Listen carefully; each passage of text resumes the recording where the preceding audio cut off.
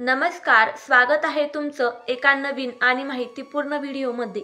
आज आपण पाहतोय गुढीपाडव्याला महिलांनी कोणते नियम पाळावेत। इंग्रजी महिन्यानुसार नवीन वर्षाची सुरुवात जानेवारी महिन्यापासून होते, परंतु मराठी महिन्यानुसार नवीन वर्षाची सुरुवात चैत्र महिन्यापासून होते, म्हणजेच एप्रिल महिन्यापासून होते।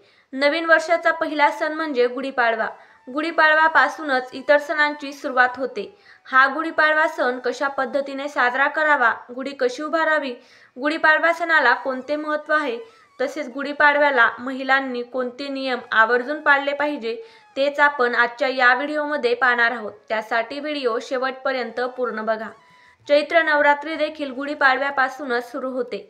त्याबद्दलची अधिक माहिती आणि नियम आपण पुढच्या व्हिडिओमध्ये जाणून घेऊ, त्यामुळे तो व्हिडिओ देखील नक्की बघा। हिंदू नववर्षाची सुरुवात ज्या दिवसाने होते तो दिवस म्हणजे गुढीपाडवा। दरवर्षी चैत्र महिन्यातील शुक्ल पक्षातील प्रतिपदेला गुढीपाडवा सण साजरा केला जातो। गुढीपाडव्याच्या दिवशी लोक घरोघरी गुढी उभारतात, तसेच ते मुख्य प्रवेशद्वारावर झेंडूच्या फुलांचे, आंब्याच्या पानांचे तोरण लावतात। याच दिवशी चैत्र नवरात्रीमध्ये देवी दुर्गा मातेच्या 9 रूपांची पूजा केली जाते, तसेच त्यांच्यासाठी उपवास आणि व्रत केले जाते। ज्योतिषांच्या मते चैत्र महिन्याच्या शुक्ल पक्षाच्या प्रतिपदा तिथीला दुर्गा देवीची पूजा केल्याने साधकांची प्रत्येक इच्छा पूर्ण होते। यासोबतच जीवनातील सर्व त्रासांपासून मुक्ती मिळते। भक्तावर दुर्गा देवीच्या आशीर्वादाचा वर्षाव होतो। त्याच्या कृपेने साधकांचे सुख व सौभाग्य वाढते। ज्योतिषांच्या मते चैत्र महिन्याच्या शुक्ल पक्षाची प्रतिपदा तिथी 29 मार्च रोजी दुपारी 4:27 सुरू होईल आणि 30 मार्च रोजी दुपारी 12:49 समाप्त होईल। सनातन धर्मात उदय तिथी मानले जाते, त्यामुळे गुढीपाडवा 30 मार्च रोजी साजरा केला जाणार आहे।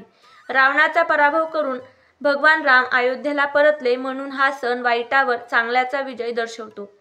गुढी कशी उभारावी?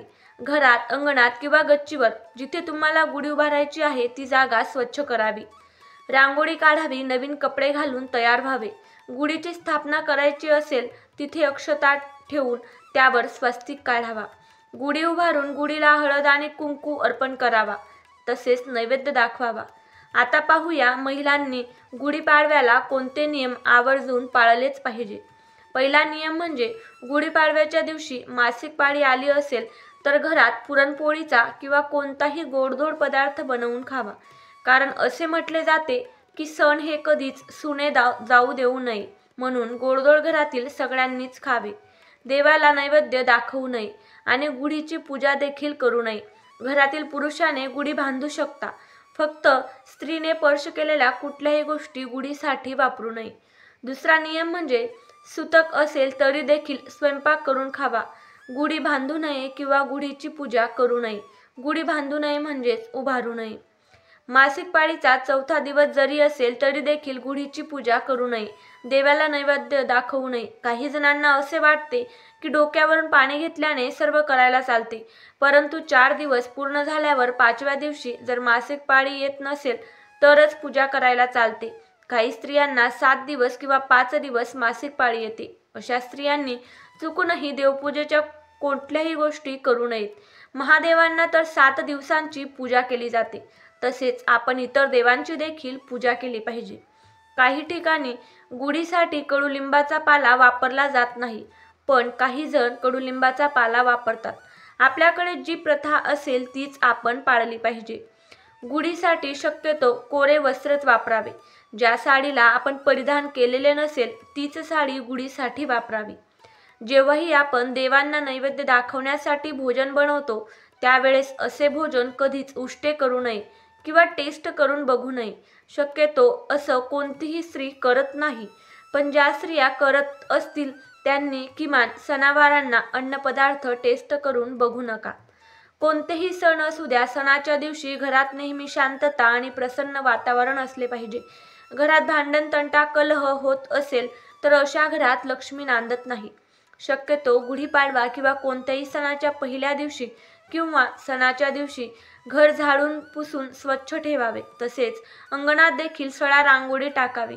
यामुळे लक्ष्मीचा आपल्या घरात वास राहतो। आपल्या घरात पैशांची कमतरता भासत नाही, नेहमी भरभराटी राहते। देवासाठी नैवेद्य किंवा स्वयंपाक करताना देवाचे नामस्मरण करून किंवा देवाचे भजन ऐकल्यास सात्विक गुणधर्म अन्नपदार्थात उतरतात. असे सात्विक भोजन खाल्ल्याने आपल्या घरात सदैव शांतता राहते. गुढीपाडवा साजरी करण्याचा किंवा पूजा करण्याचा शुभ मुहूर्त असतो. शक्यतो त्यामध्येच पूजा करावी, नाहीतर किमान 12 वाजेच्या आत गुढी उतरवून नैवेद्य दाखवला गेला पाहिजे. गुढी उतरवल्यानंतर लगेचच गुढीची पूजा मोडू नये. असे म्हटले जाते की गुढी किमान 2 ते 3 तास तरी राहू दिली पाहिजे, त्यानंतरच गुढीची पूजा मोडली पाहिजे. गुढीपाडव्याच्या दिवशी सगळ्यांनीच गुढी ही उभारलीच पाहिजे. आता पाहूया गुढीपाडव्याचे महत्त्व.